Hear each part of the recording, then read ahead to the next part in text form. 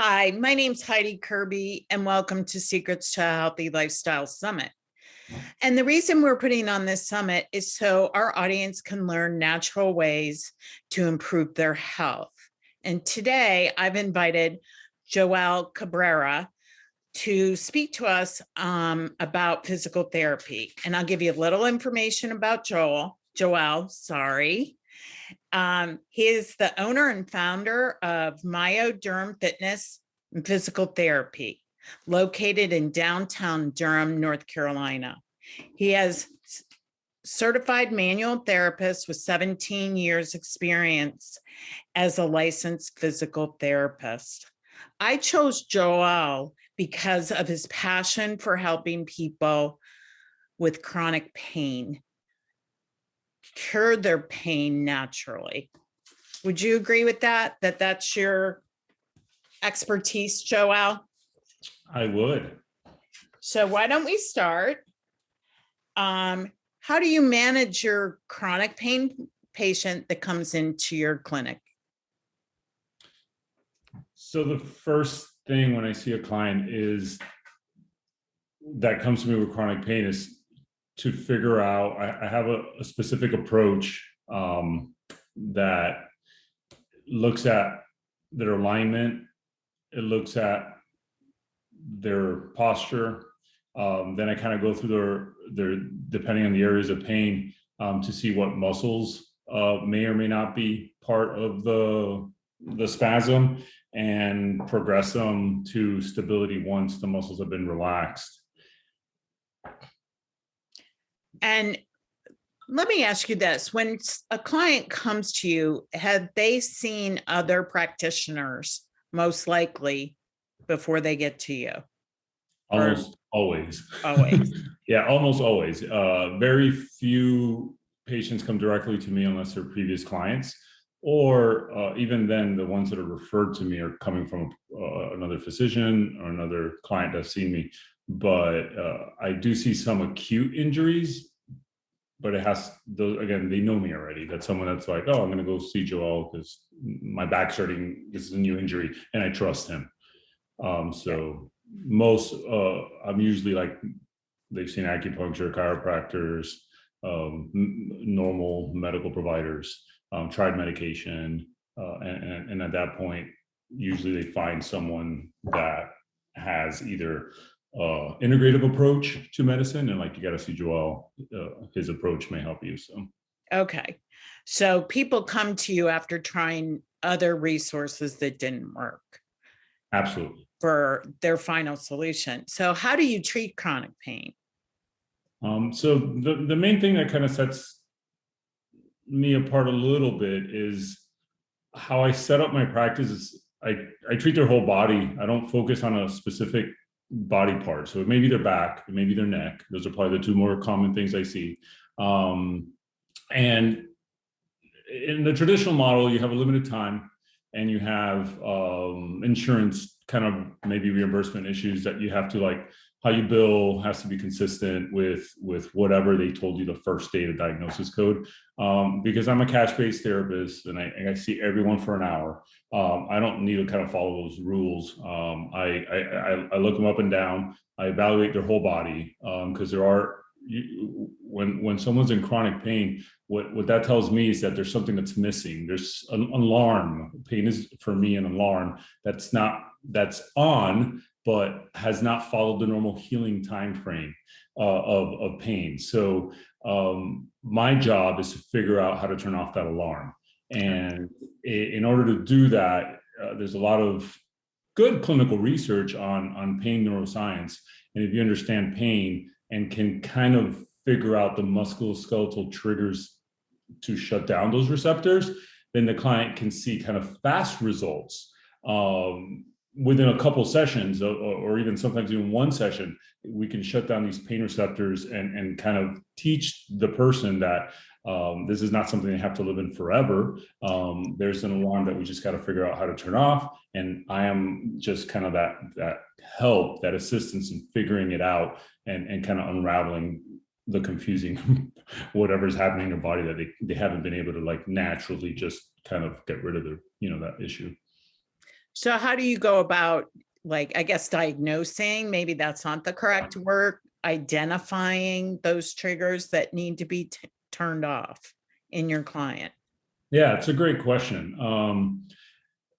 That's where the evaluation comes into play and spending time. And going back to kind of like what I said initially, my approach has kind of, with chronic pain, is less orthopedic focused and a lot more based on those pillars I had talked about, where I look at their alignment. It could start in the foot, it could be in their pelvis, it can be in their C2. There's definitely consistencies between individuals that I find, Okay, regardless of age or trauma. It's more about pain. When we're in pain, our body guards in certain patterns. And this is not something that I've come up with. This is something that you learn in a lot of different approaches. But it took me years and learning probably 5 different treatment approaches by 5 different really world-renowned, like physical therapists, I guess, from like Robin McKenzie and Maitland, and these are like gurus of like the PT world, which all had pieces of it, and they kind of boxed it into like, this is my little approach and this is my little approach, and use my approach, not theirs. Well, when you start learning all the approaches, they all have like these clinical pearls. They have these like things that like, man, you had that right, but you were missing this, and you had that right. And they kind of did that for marketability, to make money, to kind of like, I'm the craniofacial guy, and I'm the sacral. There's just so many different like approaches out there. But when you kind of get through that, they all have good pieces of advice. And in how I do it, I use an eclectic approach. So I don't stick to any one approach. I take all those jewels of wisdom that a lot of practitioners have had out there. And that's kind of like the more, when I evaluate, looking at the postural part, the alignment, looking at these muscles that tend to have these patterns. Once you fix the alignment, then you can kind of go on and start to relax the muscles that are guarding. And I know I'm not ignoring pathoanatomy, which means someone's like, well, but I have an MRI, has a herniated disc, or I have arthritis that my doctor told me. I'm like, that's fine. The arthritis is not going to change, but your body's going to respond to that arthritis, and it's usually by muscle guarding or a shift. And that's where my treatment comes in. I try to correct a shift, then we relax the muscles. How do you relax muscles? I tend to use needles, I dry needle. And then after that, I can use soft tissue. If it's a joint, I can mobilize it or manipulate it, depending. So that's where I extrapolate from different approaches depending on the patient and what their problem. And once the muscles are relaxed and their alignment kind of stabilizes, that's usually when the patients are like, wow, I'm feeling much better. And then you start to talk about, what do you want to do? Like your goals, which we usually talk about the first session, could be like, I want to walk pain-free, or I want to get back to playing tennis. right. Or then we start to work, depending on the level of activity that they want, on a program so that they can be successful, so they don't re-injure, right? So at that point, though, their muscles and their nervous system, most importantly, is in a better place. So that essentially is how I do it. And a lot of people say, well, this pain has been with me for 10 years. Like, how can you just take that pain away? Like, I'm inflamed, or and that just depends how you look at the body. And I just see it, to me, pain is not inflammation, except in acute pain, when you actually Sprain your ankle. yeah. And then there's phases to healing. We're very aware of this. This has not changed. But chronic pain doesn't follow those rules. So Okay. it's obviously not healing. 10 years takes longer than a few weeks to heal, or at least start to that process. And it's not that they keep interrupting that process, or that their body is just all of a sudden incompetent in healing. It's a lot more that their nervous system ramps up. Their receptors that are creating the pain, and those receptors can be shut down as quick as they can be turned on. And then keeping them is the part that's hard so if I do, let's say, an alignment check, and their pelvis is in better place, and their muscles relaxed and they're feeling better, then immediately I follow up with videos so that they can self-correct the alignment once we know it helps. Because in the first session, you don't know, you're taking a very good estimated educational guess based on what you see that this is going to help them.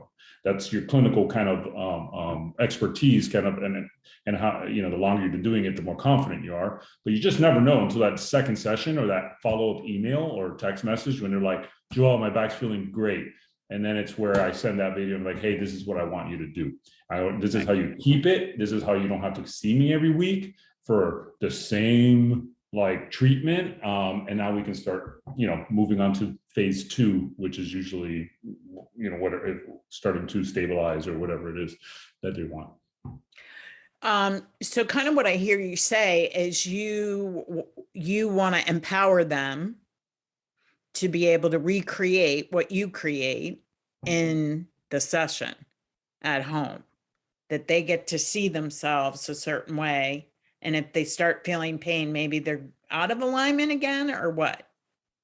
Or am I confused? Yes, Heidi, that's actually correct. So the techniques I use in the clinic are very purposefully chosen so that I have almost an exact or very similar form that they can reproduce it.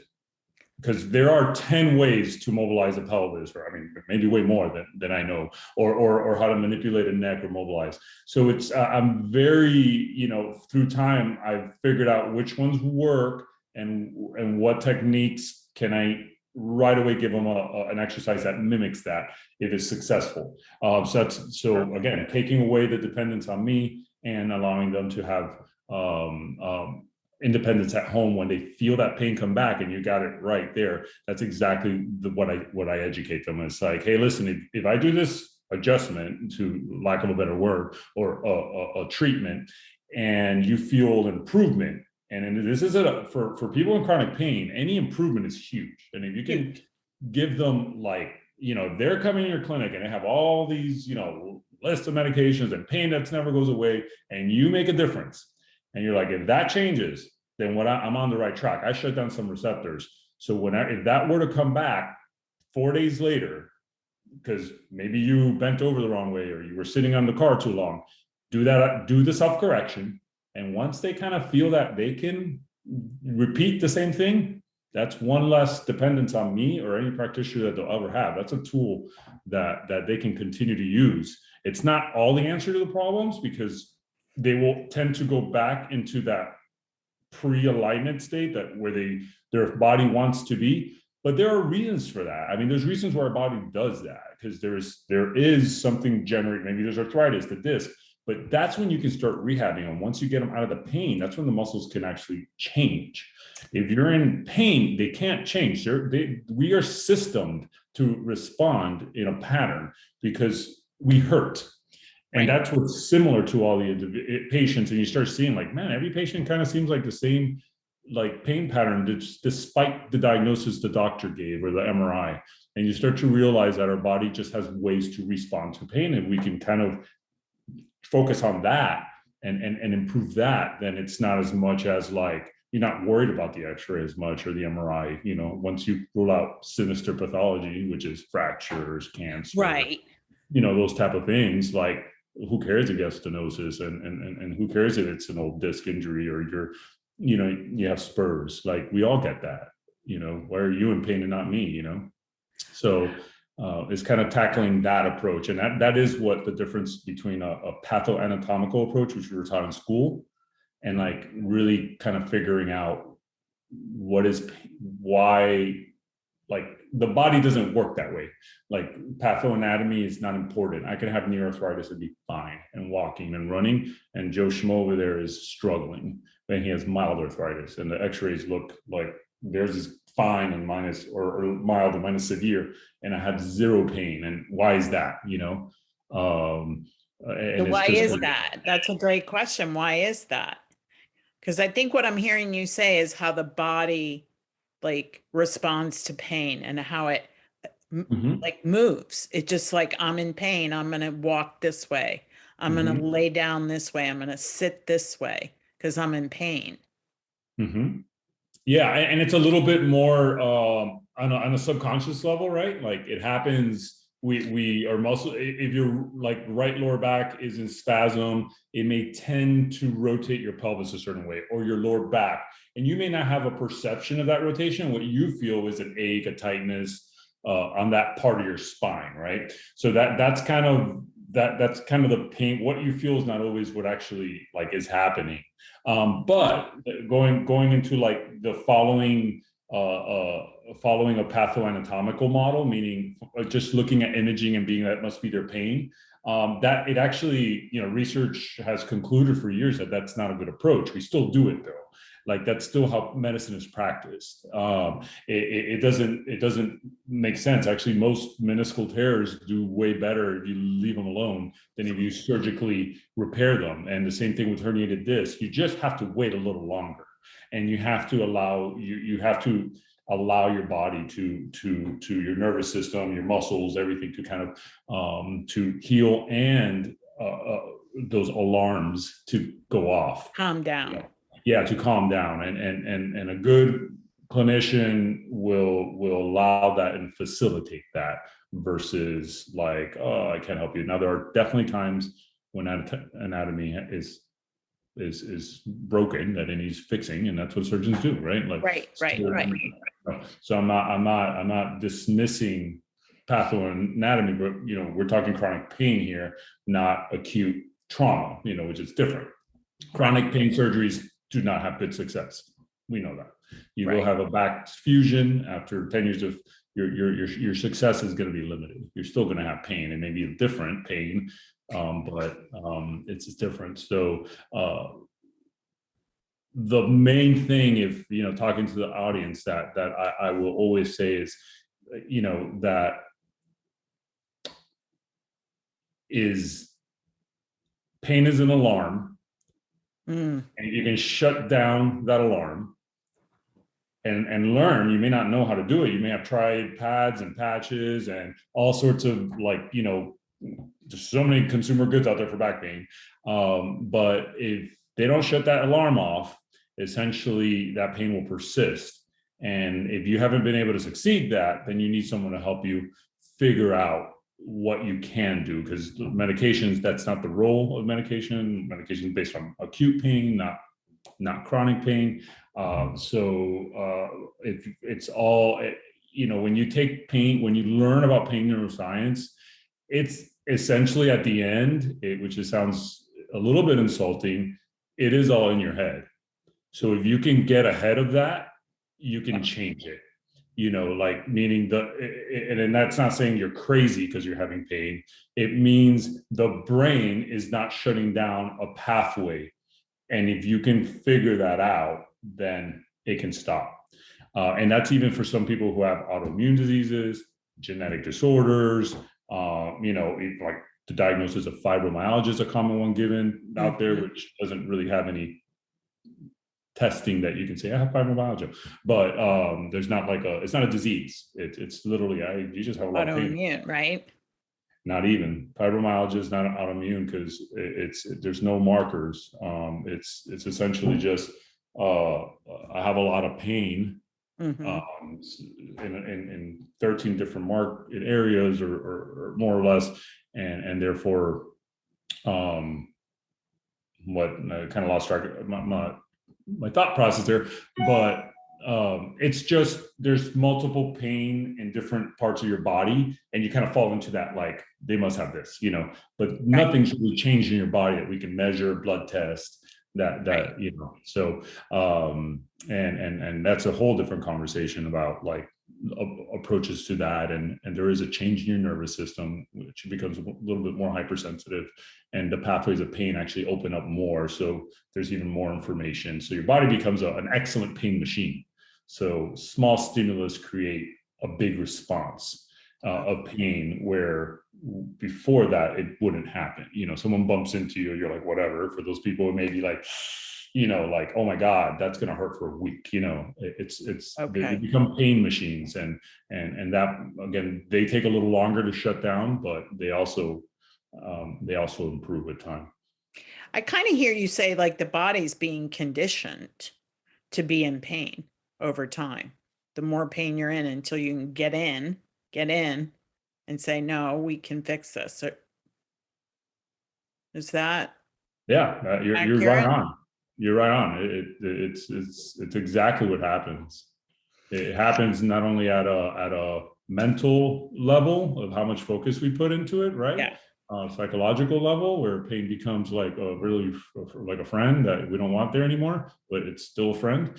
And it comes into part of our physiology. We get increased neurotransmitters of substance P. We get more dendritic connections that facilitate the pathway of pain. So there's a huge like physiological, every day you're in pain, your body is becoming better at sending that signal.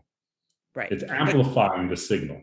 It's like building a muscle, right? You're building the muscle of The pain. wrong muscle I never want to build. Yeah, but Right. yeah, it's you're a lot of energy is being spent on your body saying do something, do something, do something, and becoming better at sending it. So your signals of pain become more vague, larger, harder to pinpoint, less local and localized.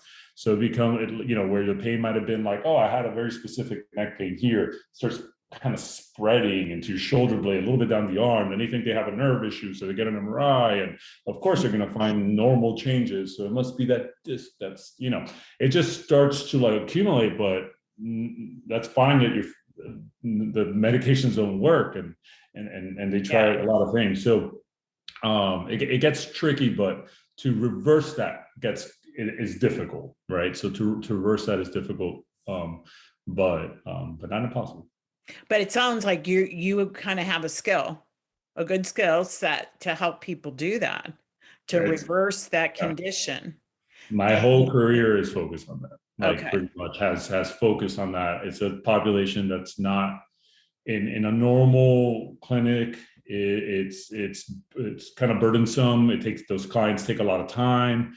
They have pain in different parts of the body. Like it's really hard to focus. And so like the reason I opened a cash business is to have that time, spend the energy to change that, because I feel like it's a need that's not being met, and definitely less and less every year through traditional models. So that essentially has kind of been my focus and kind of my calling over time. Wasn't on purpose. It's just, I would love the athletes are great, but they're great, they're fun, they're easy. I'm an athlete, it's fun too, but it's definitely been my calling because there's a need for it, and I have a knack for it, and Yeah, and I definitely. put in the time to learn more and more about that. So what transformations do you see the most in your like core set of clients? Like total pain free, total like freedom, able to live a normal life, able to adjust, able to turn off those pain receptors, get off medication, probably sleep better. Yeah, no, for sure. Like I would say all of the above. I mean, we can't see pain is a normal part of life. Like, so it's not like, I mean, my back hurts right now, Right. and my right knee hurts a little bit right now because I kind of bumped at surfing this last week, but that's not, so I'm not going to say, no, not everyone's going to be pain free. That's an impossibility. We all have discomfort. But in terms of like their issues, what I probably see most, my typical everyday, is a client comes to me desperate, struggling, not only mentally, but physically. The first evaluation is I see the eyes that are kind of racing, the list of medications, the reports, and within 1 or 2 sessions, I see that, oh my God, like why hasn't anyone else done this? Like response. And I would say I see that every day in my clinic, every day. And I'm like, in my mind, I'm like, what are they missing? Like, why aren't they seeing this? I didn't do anything special. I do have unique training where I've continued to expand my knowledge because I felt like I was always missing something. I couldn't help everybody. So I kept almost like getting training for spine over and over and over and over, where most people will say like, oh, I'm going to do the McKenzie approach. That's great. I'm done. Let me move to something else. Right. I'm like, well, the McKenzie approach is good, but so is the Maitland approach. What are they doing? And what's the Paris approach doing? Let me go see that. And what's, adrenaline is kind of cool. I want to get certified in that. And oh man, this is awesome. Like postural restoration. What is that? Let me get certified in that. So like I kept expanding on the same area of focus, which was kind of like spinal pain neuroscience. And after doing that for almost 2 decades, Right. my eyes are just different how I see. Like I can't explain it. Like I'm trying to explain it, but but yeah. So I don't feel like other clinicians don't want to do that. I just feel they don't have all the pieces to put it together, and the aha moment hasn't happened, or their focus shifted, and maybe they're doing more, vestibular clients, or they like their athletes, and that's what they're good at. So Right. my aha moment was like, this is what I'm really good at, and I'm going to continue to get good at it. And by most clinicians have a few complicated clients. All my clients are complicated. That's my norm. Like every client I see is like a normal clinician's almost nightmare. I wouldn't say nightmare, but like, oh my God. So I hope that's my last patient of the day. So I have a little more time. All my clients are like that. So they just become good at it and better at it. Like that's my normal. I'm like, okay, let's get this done. That's a gift that you have, that you bring healing to those people who are probably at the end of their road.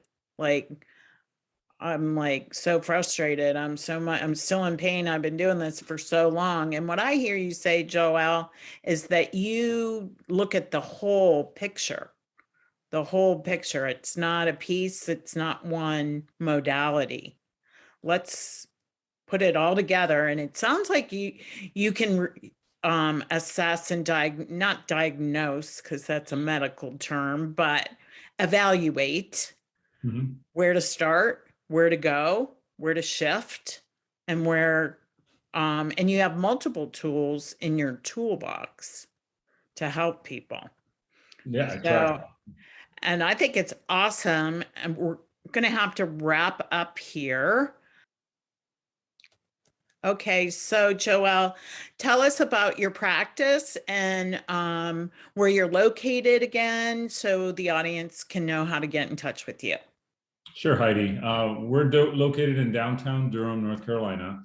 Finding me is very easy. You can go on my website, www.myodurham.com. My schedule is actually accessible online. You can make an appointment. You can email me, inquire, send a little text, and I'll respond and see if you're interested and get you in as soon as possible. Awesome. So thank you so much. I think you offer a great service. Our audience is in for a treat listening to this. For anybody who's suffering with chronic pain and just at the dead end, or, just don't know where to go next. So I appreciate you spending your time and educating us on this. So we'll wrap it up there. And thank you again, Joelle. My pleasure. Thank you.